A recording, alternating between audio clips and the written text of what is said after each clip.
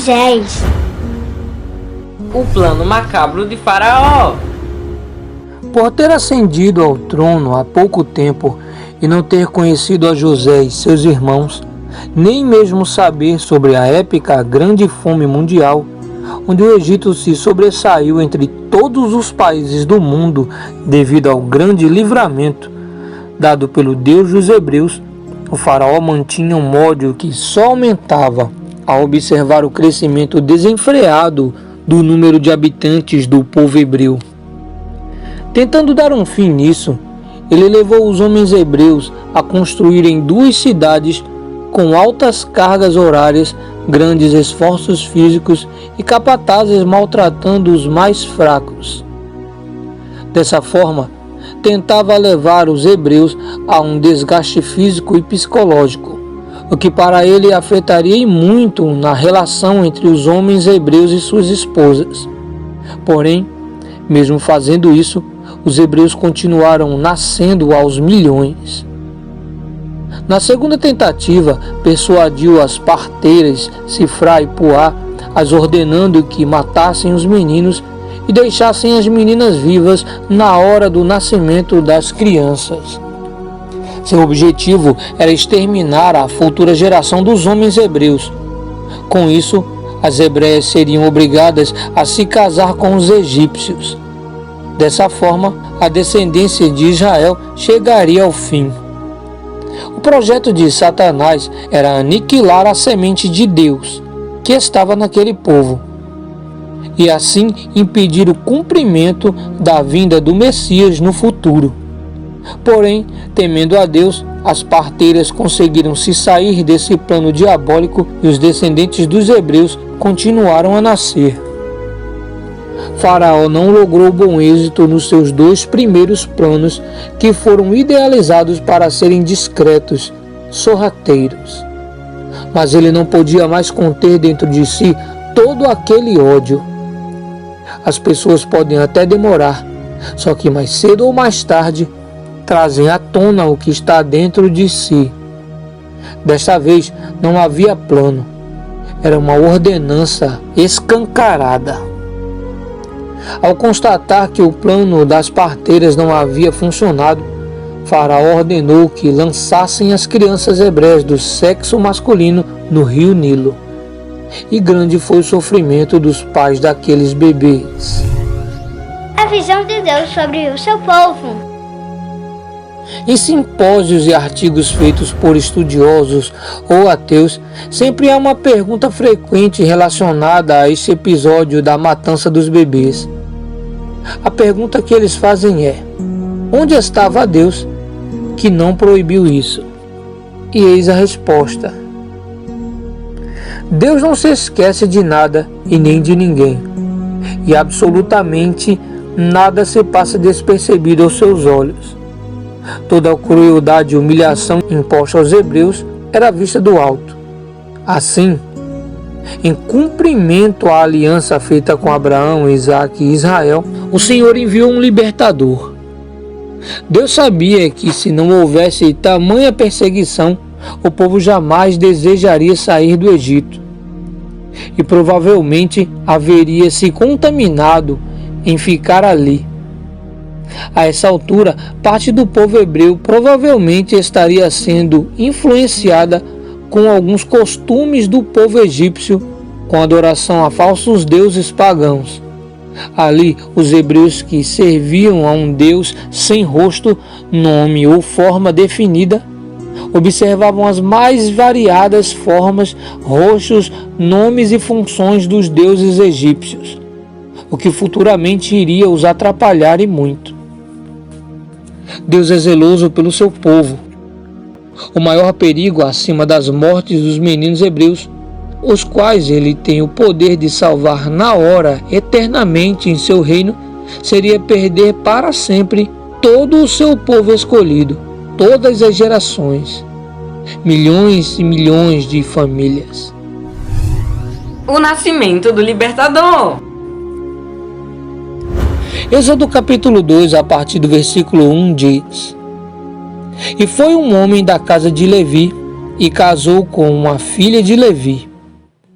E a mulher concebeu e deu à luz a um filho, e, vendo que ele era formoso, escondeu-o 3 meses.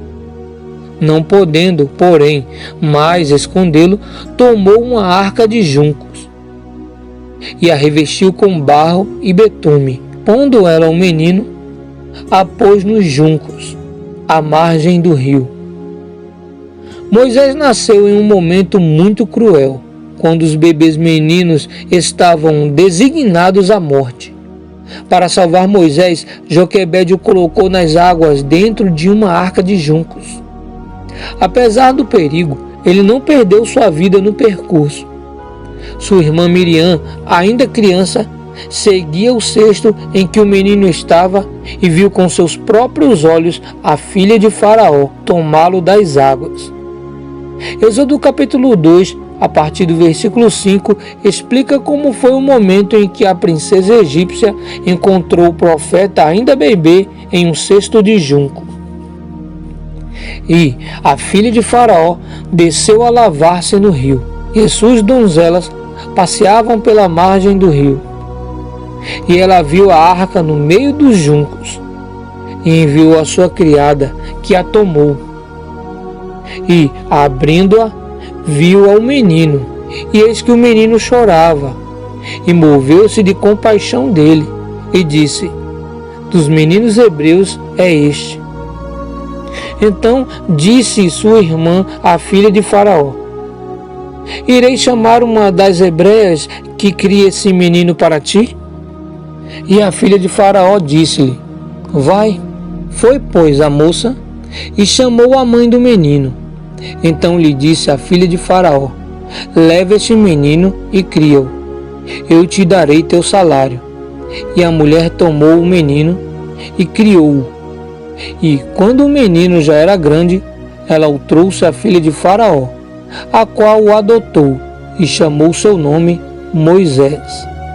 E disse: porque das águas o tenho tirado. O nascimento de Moisés tipificaria o nascimento do próprio Senhor Jesus. No nascimento de Jesus, também houve uma ordem de assassinar os meninos de 2 anos para baixo. Maria não o jogou num rio dentro de um cesto, mas fugiu com ele para o Egito, segundo a ordem dada pelo anjo a José num sonho. Nos nascimentos do Libertador e do Salvador, as forças do mal fizeram de tudo para matá-los, obviamente sem êxito, pois sabiam que o prejuízo no reino das trevas seria imenso. Observe que, mesmo em tempos e circunstâncias diferentes, há fortes indícios pelos modus operantes da mesma ação idealizada pela mesma mente nefasta. A mente de Satanás, que sendo espírito não morre e sempre age tentando atrapalhar os planos infalíveis de Deus. A revolta de Moisés. Moisés cresceu e viveu cerca de 40 anos no palácio, conquistando autoridade e reputação diante dos egípcios, conforme é relatado no discurso de Estevão, em Atos, capítulo 7, a partir do versículo 22, que diz: e Moisés foi instruído em toda a ciência dos egípcios, e era poderoso em suas palavras e obras. E, quando completou a idade de 40 anos, veio-lhe ao coração ir visitar seus irmãos, os filhos de Israel. E, vendo maltratado um deles, o defendeu, e vingou o ofendido, matando o egípcio. E ele cuidava que seus irmãos entenderiam que Deus lhes haveria de dar liberdade pela sua mão, mas eles não entenderam. E no dia seguinte, pelejando eles, foi por eles visto, e quis levá-los à paz, dizendo: homens, sois irmãos, por que agravais um ao outro? E o que ofendia o seu próximo, o repeliu, dizendo: quem te constituiu príncipe e juiz sobre nós? Queres tu matar-me como ontem mataste o egípcio? E a essa palavra fugiu Moisés, que esteve como estrangeiro na terra de Midian. Moisés tinha uma posição privilegiada, pois era um hebreu livre, com israelitas em todo o Egito, porém não conhecia o Todo-Poderoso. Talvez apenas de ouvir falar, através dos ensinamentos de Joquebede, sua mãe, que o gerou e criou. Porém, não havia tido um encontro pessoal, uma experiência íntima com ele. Ele teve o chamado despertado quando manifestou revolta ante a escravidão do povo dele. Êxodo capítulo 2, versículo 12 diz que olhou Moisés a um e a outro lado e, vendo que não havia ninguém ali, matou ao egípcio e escondeu-o na areia. A falta de testemunhas e as possíveis justificativas para um erro não significa que ele ficará encoberto e impune. O que é feito impulsivamente e às escondidas pode trazer danos profundos à vida e à alma. A origem hebreia de Moisés estava no sangue dele. Ao ver as injustiças cometidas pelos feitores egípcios contra os hebreus, ele reagiu para defendê-los.